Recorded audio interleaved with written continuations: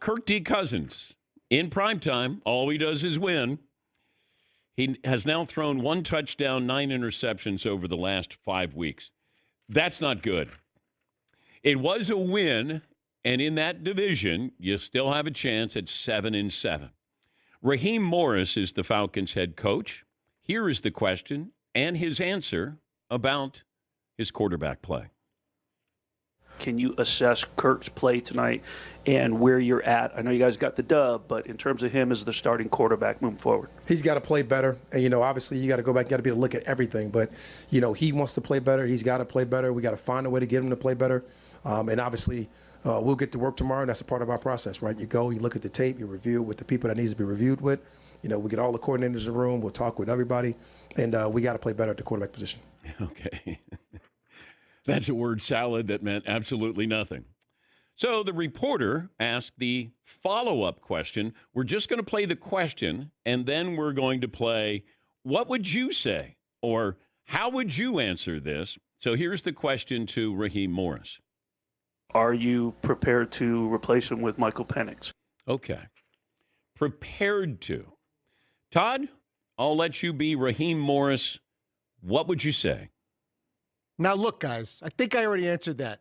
We're rolling with Kirk Cousins. He's our quarterback, all right? But everyone's got to be evaluated. Everyone's got to step up. There's a playoff spot on the line. We're going with Kirk Cousins, but no one is under the guise of being able to just do whatever they want and just go out there and do it. We're going to take it one game at a time. Okay, wait a minute. Hold on. Are you evaluating everybody, which means Michael Penix Jr. gets to play, or are you staying with Kirk Cousins? We're staying with Kirk Cousins, but I will say that every position is up for grabs. There's a playoff spot on the line. We are going to evaluate everyone, and I mean everyone. So Bijan Robinson is up for grabs after he went over 1,000 yards. If he starts fumbling the football or gets negative yards, there's someone right there ready to get in there. All right, Marvin, your turn to play Raheem Morris. Kirk Cousins is our starter right now, but anything could change at any moment. Okay. Paul?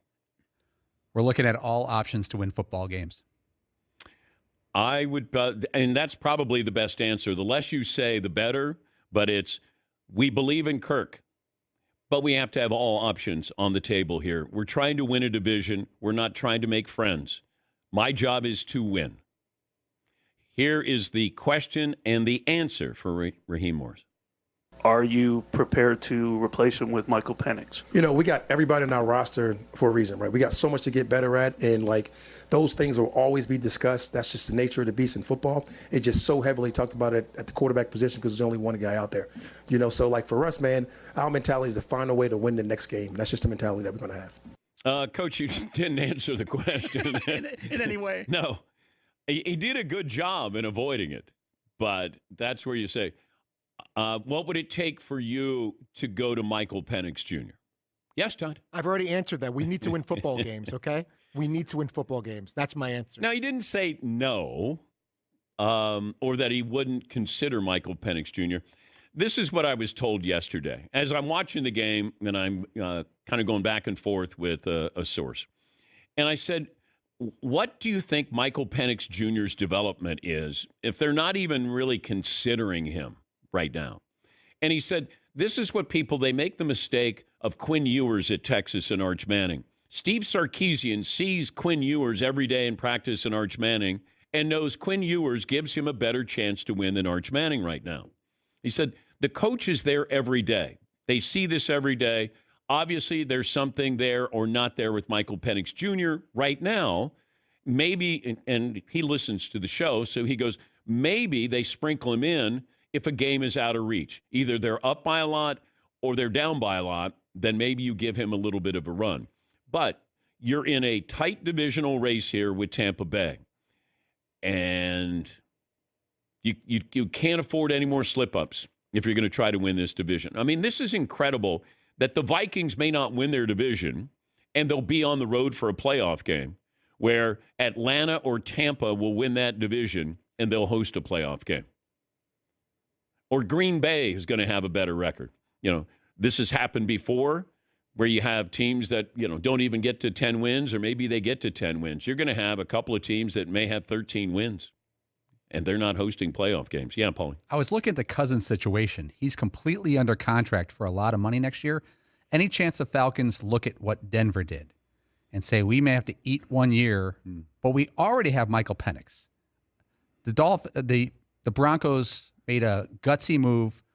They got ripped for that financial move, but it's working out for the Broncos now. The difference is Kirk Cousins is extremely likable. Sean Payton didn't like Russell Wilson. He didn't want him in the building. He didn't want Russ to have his own office, all of this stuff. Like, he wanted him gone. He wanted this, I'm coaching, I've got players. I don't have an assistant coach, and it's Russell Wilson down the hallway. Kirk Cousins is well-liked. Now, probably losing some respect as far as being able to step up and play, and he played well earlier in the season. But 5 games, 1 touchdown, 9 interceptions, that's inexcusable. But that might tell you where Michael Penix is in his development.